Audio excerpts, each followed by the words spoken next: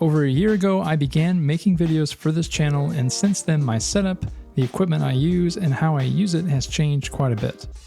In this video, we'll be covering the current setup I use for all my videos as a stay-at-home content creator, what I think works well, and where I'd like to improve in the next year. I'll have links in the description for everything I talk about so you can check them out. Let's take a look. First thing you might notice is that this studio space also doubles as a playroom for my daughter. So she hangs out with me almost every day, so the space itself needed to be safe for her as well. That meant no wires, no exposed outlets, no equipment left on the floor. As a result, pretty much everything I have is contained on my main desk and a storage area on another desk. My second desk over here acts as storage for my smaller equipment and a place for all my nerdy knickknacks. This used to be behind me in most of my videos, but I had to move everything up once my daughter started crawling. My fellow parents will understand the struggle. My main desk is my battle station. Halfway through the year, FlexiSpot sent me this bamboo top standing desk, and I 100% will never go back to a regular desk. Once you get used to standing, you really don't even notice, and it's just a healthier way to keep moving around while editing or coding.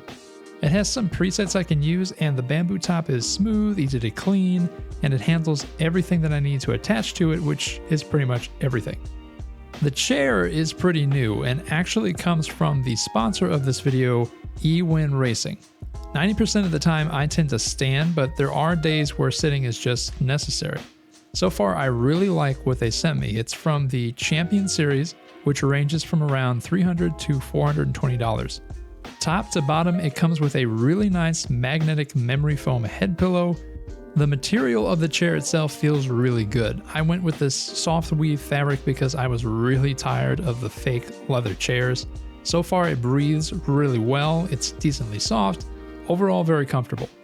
It boasts a really good lumbar support system that you can customize, and it also came with this cute little lumbar pillow. The armrests are maybe my favorite part. You can adjust them forwards and backwards, twist them, and the magnetic covers come right off, so they're easy to clean. The final thing I want to mention is the wheelbase. Especially with having a little one at home, the wheel design I feel is a lot safer and it looks pretty slick. Overall, it's a great chair for the price. You can get 20% off with my coupon code STAYATHOMEDEV if you're looking to grab one. I've got a link to this one in the description. For my monitors, I use a 3-monitor setup. I usually have 2 screens dedicated to editing or coding and one to a script or coding reference, usually on the left side.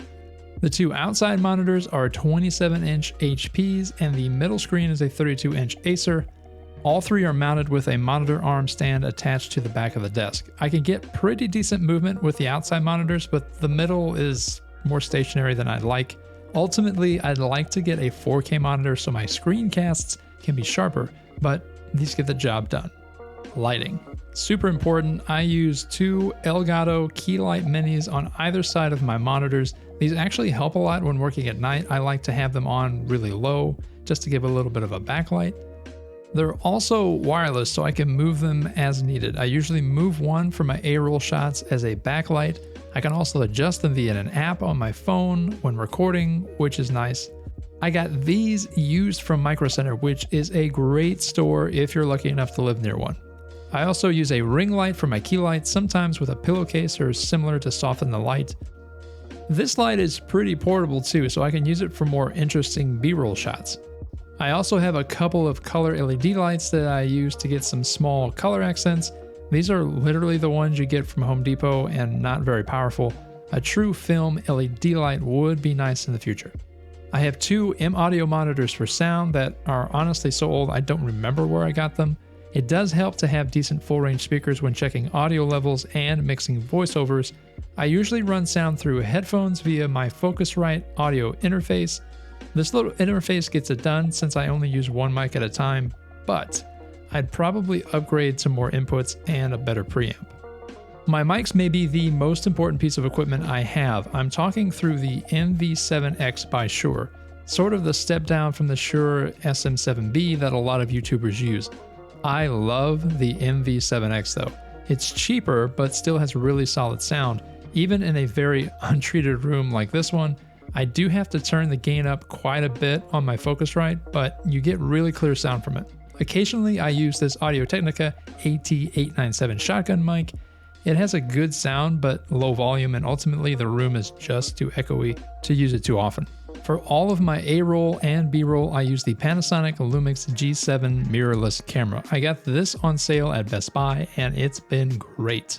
It's not a newer camera, but it has 4K at 30 FPS and can plug right into my computer using an Elgato Cam Link. I'd love to have a secondary camera with 120 frames per second capability so I could keep the Lumix stationary, but that's future goals.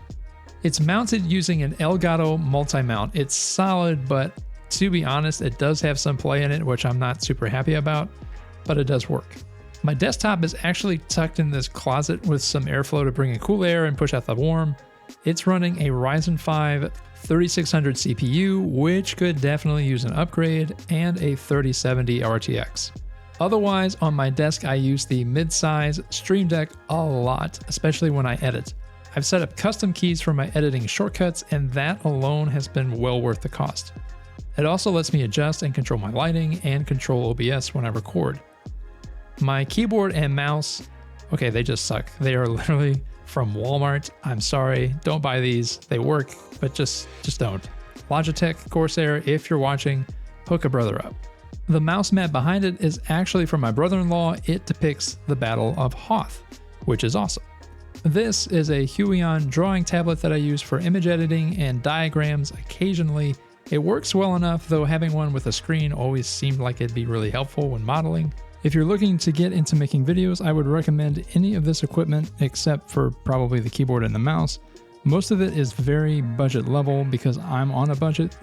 You can get better equipment, but part of the process is learning how to use everything and what you actually need. Links in the description are affiliate links, so they help out the channel. We'll see what next year brings. Might be in a new space, who knows. As always, thanks for watching and keep creating.